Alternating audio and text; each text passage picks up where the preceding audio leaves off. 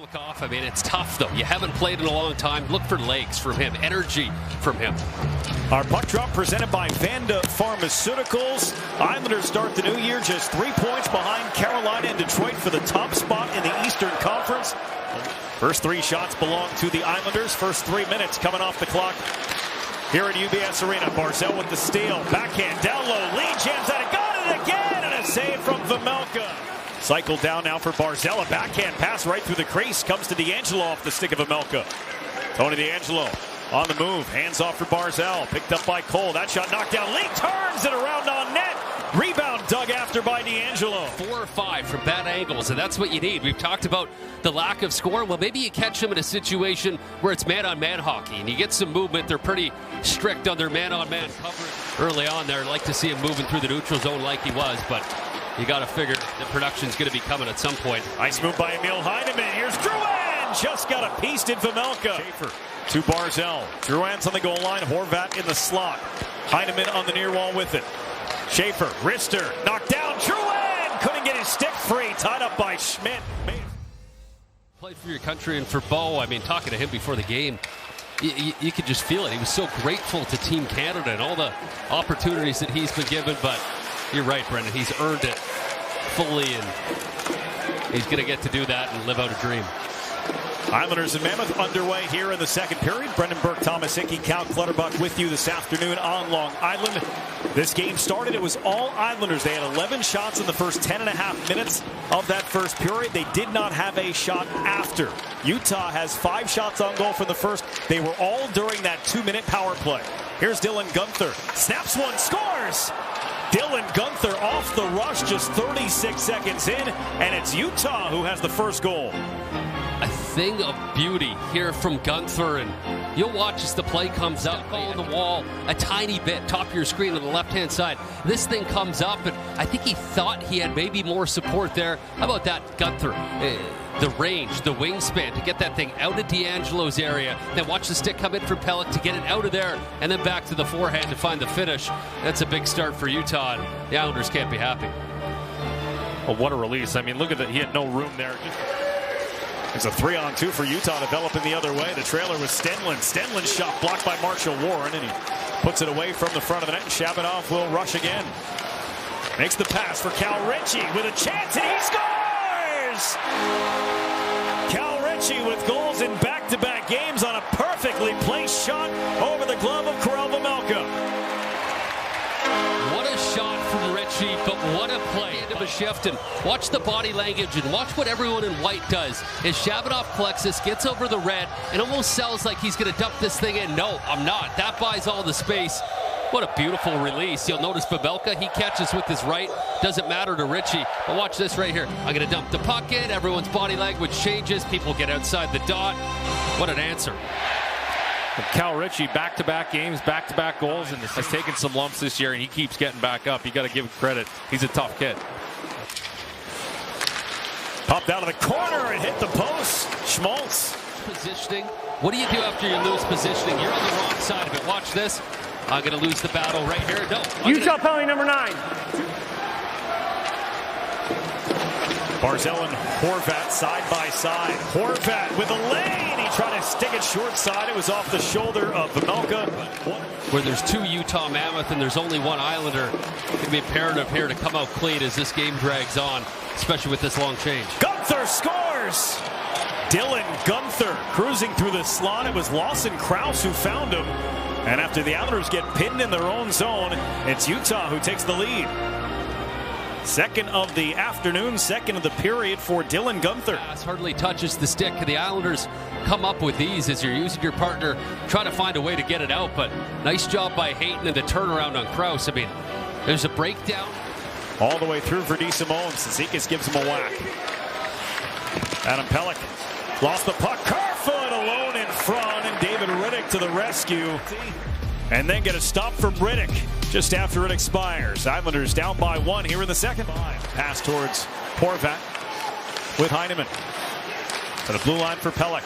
Across the ice, Tony DeAngelo overskated it. It's a chance up ice for Schmaltz. Pelech gets back. Schmaltz has Keller. Shoots and scores.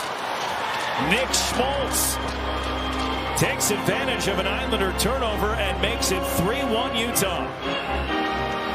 Schmaltz with a great job of deception. That one just a little bit out of the reach, and then this one a little bit out of the reach. Gone to the races, off the other way. And the top line for Utah got to be ultra aware. Schmaltz just does a great job at selling a pass there. It takes looked like he took something off of it, Clutter. Yeah, this is just the trio you do not want to give 2-on-1s and odd man rushes to if you're the New York Islanders. These three guys so talented. We mentioned them on the power play. Shortens up, across for D'Angelo.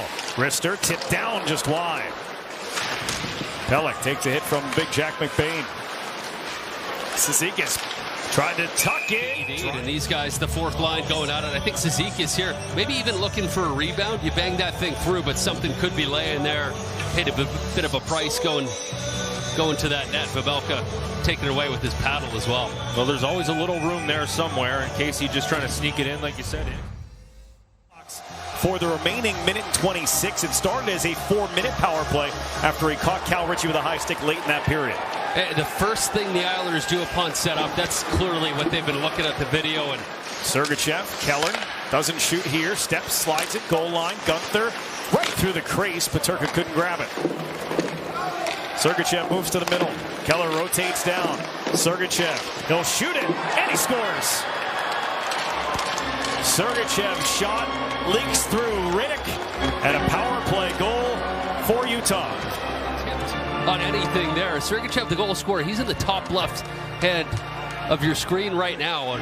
He's in the middle right now. And as he gets this puck, bodies in front, I'm wondering if that went off the stick of Bo Horvat, because David Riddick, he's been so good. He has been beat from long distance. Yeah, the puck's moving. I think that caught a piece of Horvat. No screen at all at the tail end of that. I think that must be it, because not a good goal to give up. You can see it move and change direction there. They go digging. Sergachev over one-timer. Schmaltz went for the extra pass. Keller has an open net, and he scores. Clayton Keller with the power play goal. And the Utah Mammoth now up by 4 here in the third. Clayton Keller to put that one in as he just waited and waited. Riddick eyeing up to the shot. They're going to whack that stick away. D'Angelo will stay away from it. Shabanov right down the middle, hits the post. Another try from Barzal off the glove. Drouin to Shabanov.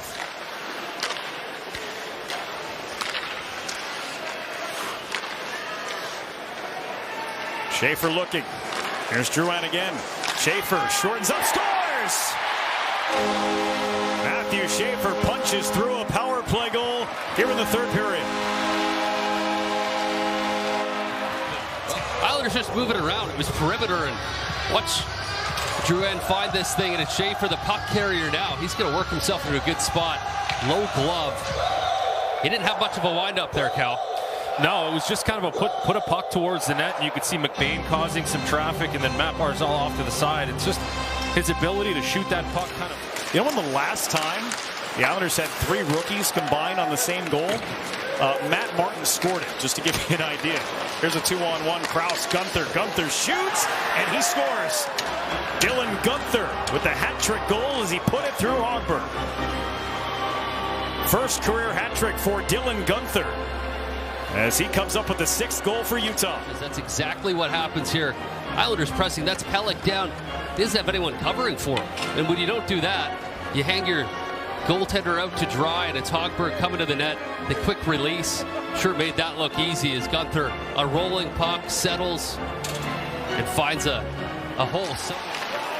From an Islanders perspective, as Schmaltz leaves this one, Keller across for Peterka. He fanned on it. As then we talk about identifying talent for the Tampa Bay Lightning. Matthew Darche was usually a part of it, has been for quite some time, as Nick Schmaltz puts one off Hogberg and in, and it's now 7-2. Well, little loose, little sloppy. I get it. The game's out of reach. 10-minute mark of the first, and you'll watch this. I mean, nice execution and a nice shot by Schmaltz, who's behind the net there, ends up getting this, but I think a tired group on the ice there. Everyone a step behind, a step late. This looks like a tired hockey team, and unfortunately for Marcus Hogberg, who's come in cold. Islanders had a great start to this hockey game, but they couldn't get one through Karel Vejmelka. Utah grabbed a hold of the game in the second period, never let it go. 7-2 the final behind a hat trick from Guenther.